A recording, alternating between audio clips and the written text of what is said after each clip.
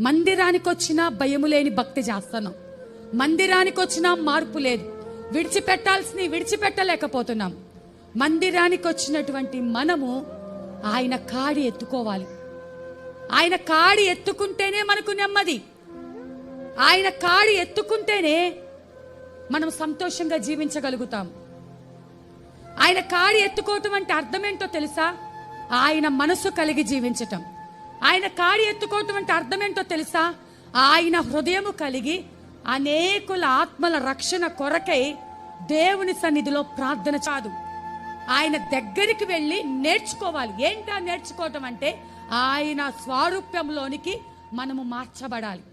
ఆయన మనసులో కలిగిన భారము మనము కలిగి ఉండాలి.